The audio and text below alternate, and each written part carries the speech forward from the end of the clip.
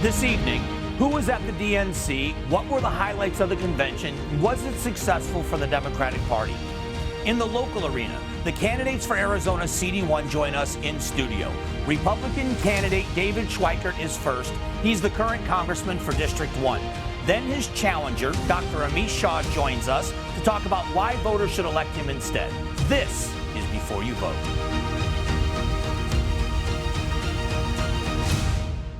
Welcome, I'm Mike Broomhead.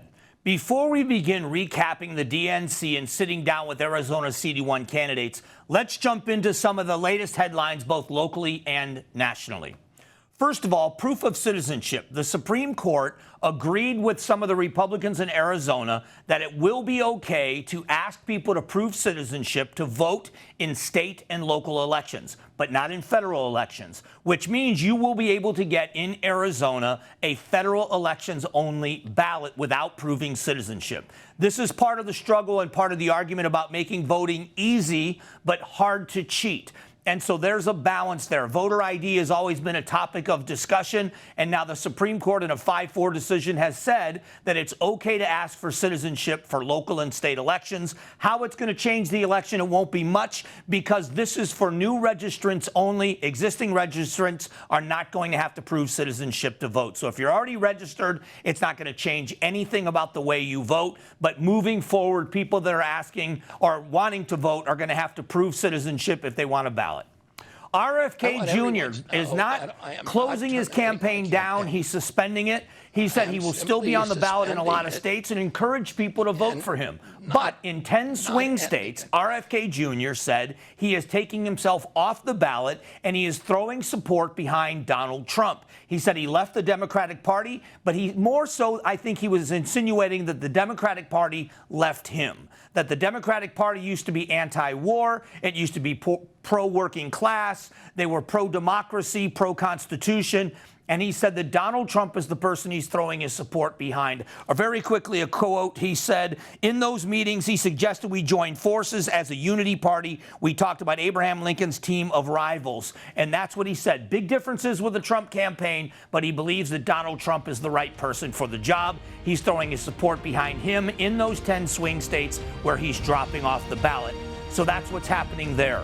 Stay with us. Stacey Pearson joins us from Chicago. We get her thoughts on this past week's Democratic National Convention. We'll be back here on Before You Vote in exactly 60 seconds.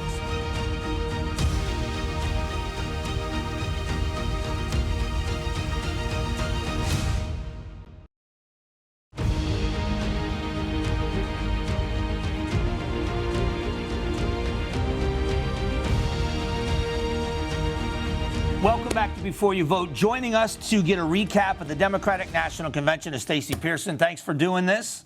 Oh, thanks for having me. First of all, how is Chicago? I mean, now that it's over, I mean, your hometown, how are you having a good time? Oh, it's so good. I mean, look how beautiful this is. I'm sitting outside and not melting. It's glorious. I want to get your impression in a couple of ways, as a strategist, but also as an attendee.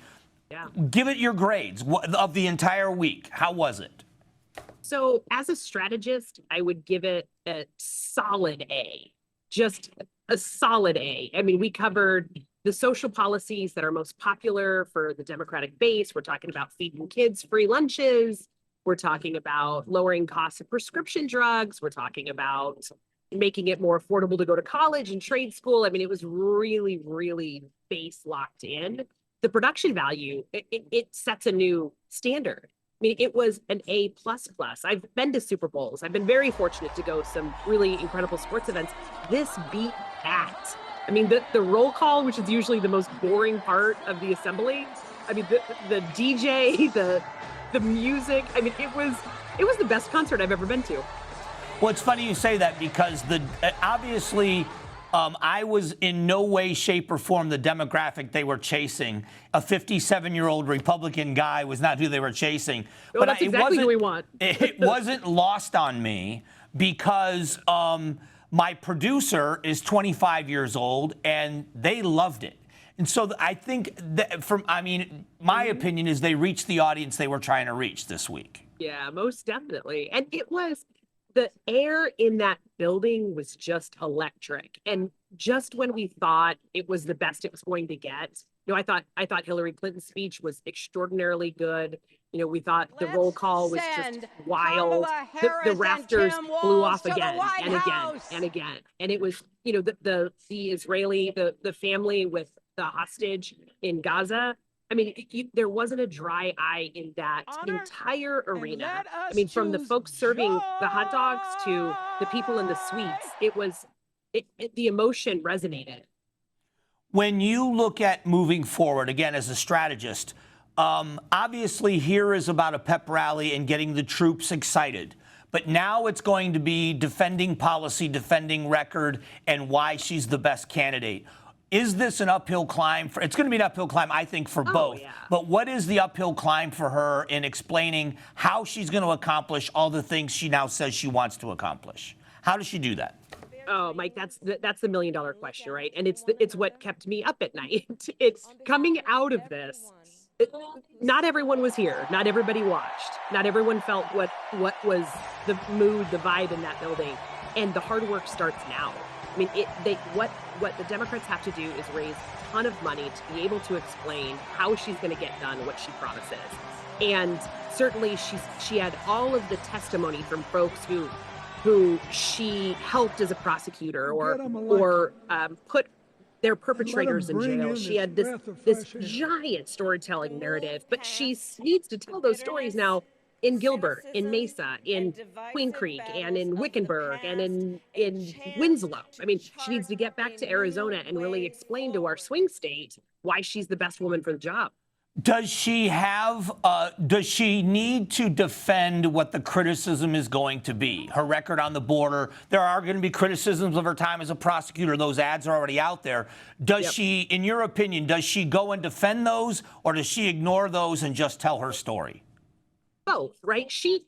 No one blames the vice president of a corporation when there's trouble, right? She didn't have unilateral control over decisions that we can make about funding and border security. So there's something there that you're blaming the number two for a job that the number one should have gotten right. So I think there's a slippery and professional way for her to move around that. But really, it's about the funding and getting the bipartisan border security bill passed that we know Donald Trump put his foot on. And the one that was negotiated by Senator Sinema, the one that came from a border state to serve a border state. But I think she's going to be able to explain how she's going to get those votes. Listen, I love that you take the break to come talk to us here in Arizona. Enjoy the rest of your time in Chicago, and I look forward to having you back in studio because I want to talk about this as it moves forward, and you're one of the experts, so I appreciate it. Thank you. Thanks so much. All right, we'll be right back on Before You Vote. Don't go anywhere. Congressman David Schweikert joins us next to talk about his re-election campaign. Find out how he's looking to handle inflation and border security. This is Before You Vote.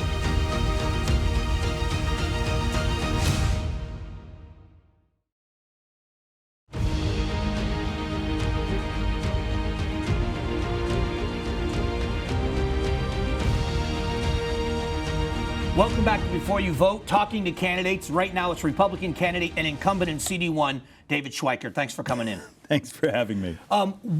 Let's talk about this district because I live in the district, and so I'm learning a lot more about it. It is really kind of a balanced district as far as political alliances go. Does that change how you run for the office? Well, it turns out it's actually in some ways, it has some interesting commonalities. It's a very well-educated district. But you go from Carefree, Cave Creek, Fountain Hills, Town of Paradise Valley, all the way into parts of north central Phoenix. Right. And so with that being well educated, the commonalities we find is it's very aspirational, a lot of entrepreneurs, a lot of very smart people, but you actually have sort of a political split in it. And you get on this side of the mountains, as we'll call it, it's traditionally been much more voting for the left. I am their first Republican since I think John Shattuck. And so a lot of my job over the last 2 years has been sort of introducing myself to the North Central, to Arcadia, a lot of those neighborhoods that just had never really had a Republican on the ballot. So when you look at the big issues, obviously, I still think the most important issues, no matter which party you're in, are still the economy. The border has become an issue that is no longer on the right side of the aisle. In your opinion, what is it that your district, what are you saying to the voters in your district? What are the issues that are biggest to them? What we find fascinating, you learn this when you're out walking door to door. Inflation, even in very prosperous neighborhoods, it's often the first thing that comes up. And look, my joint economic committee that I sort of vice chair of, we calculate for our neighborhoods here in the last three and a half years, if you don't make about $35,000 more, you've lost. It's cost you $35,000. So our inflation here is about 26, 27%. So even prosperous neighborhoods, they feel the stress, and that foreboding of how do you economically survive. So you get inflation. Number two, it's just sort of economics. When you have a well-educated district, they want people to treat them like adults. Number three is border. But the economics ones for this type of district are at the top of the stack. One of the things you and I have talked about at length because of your expertise in the area is the expense for Social Security, Medicare, Medicaid. Oh, yeah. And that still doesn't seem to be on the forefront of voters' minds, the collision course we're on. Am I wrong in that? You're not cynical enough. It's one of my great heartbreaks because, look, demographics of the country aren't Republican. They're not Democrat. It's demographics. We're heading towards a time in a decade where 23% of our society is 65 and up. We will double senior poverty in 9 or 10 years if we don't start to fix Social Security. And understand the problem with Medicare is 2/3 of the problem. Social Security is only less than 1/3. But yet, the political class will punish someone like myself for wanting just to do the math, tell the truth. Even take a look at the ads the Democrats run in this district. Schweikert dared talk about Medicare and Social Security. And the point I'm trying to make is saving it. They're earned benefits. You earned it. We now have to just find a way to make the math work. And we talk about the different proposals and the options. And it's going to have to be done, Republicans and Democrats holding hands, jumping off the cliff together. And my fear is it's such a potent political issue.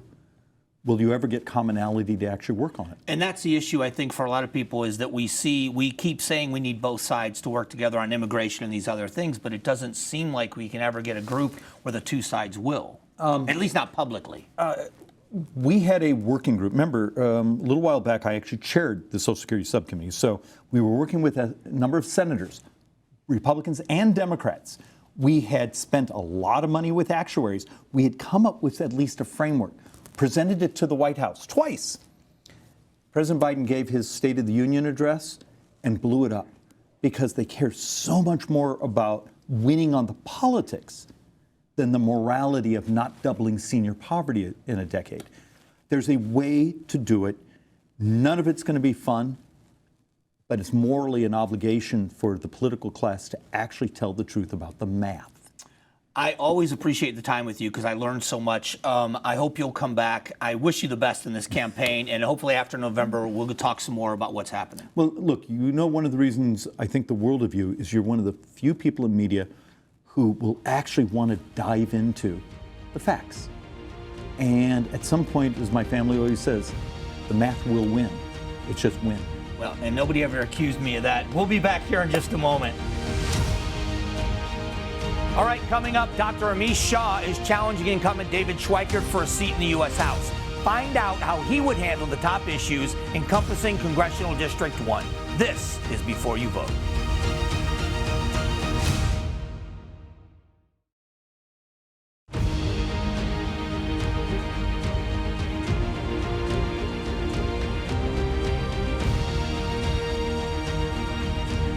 All right, welcome back to Before You Vote, talking with candidates, this time the Democratic candidate from CD1, Amish Shah. Thanks for doing this. Thank you for having me. Very interesting background. I live in CD1, so I was paying very close attention to the primary. I know Congressman Schweikert, but interesting background for you, being a doctor, medical doctor, with your background. What motivated you to run for Congress? I came into politics for the sake of public service, right? So practicing medicine for about 20 years, I still practice in the heart of our district at the Mayo Clinic.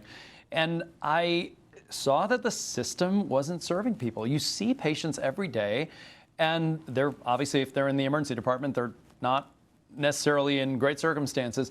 And it was beyond just the illness. It's, how do I pay for this? What about the hassles? And that didn't sit well with me, right, as a physician. Also, politics itself, less than inspiring. So I said, I'd like to know a little bit more about this. I went to one meeting in North Scottsdale, and I kind of got drafted.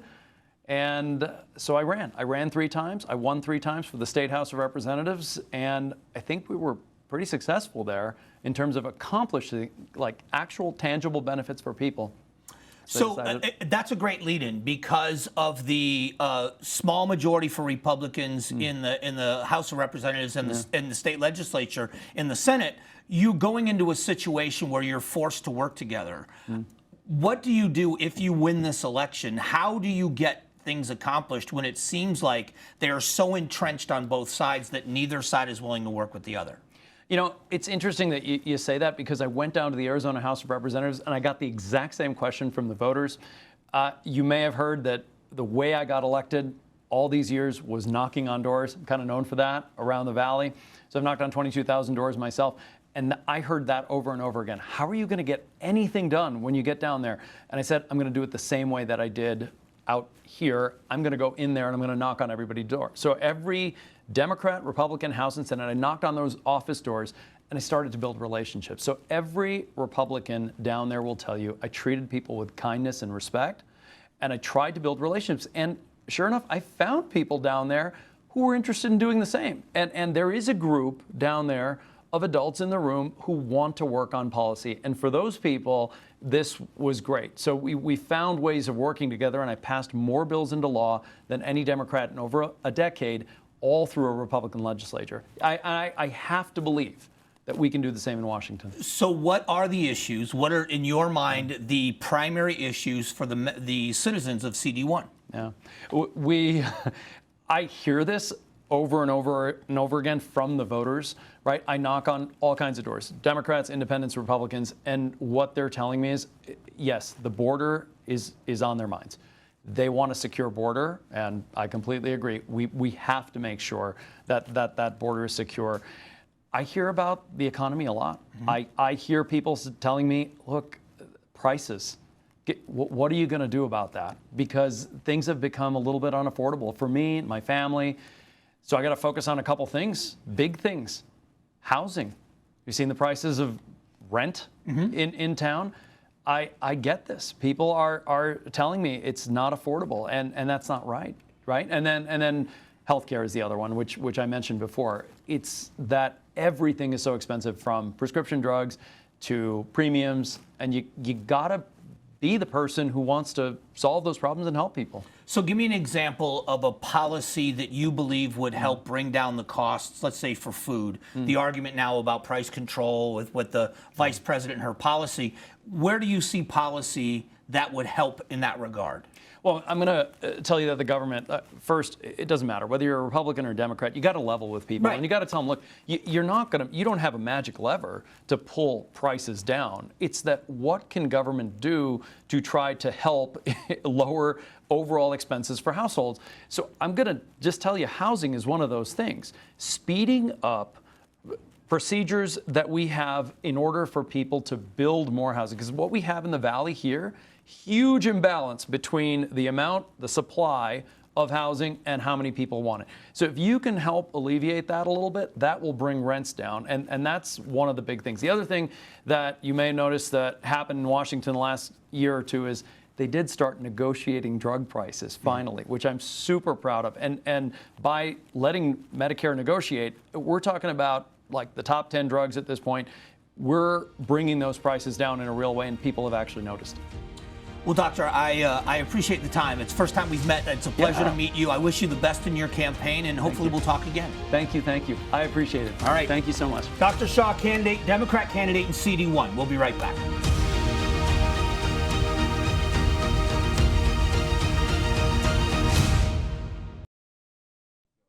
Thank you to CD1 candidates Dr. Amish Shah and David Schweikert and political strategist Stacey Pearson for joining us this week. Thank you for joining us. We'll see you next Sunday on Before You Vote.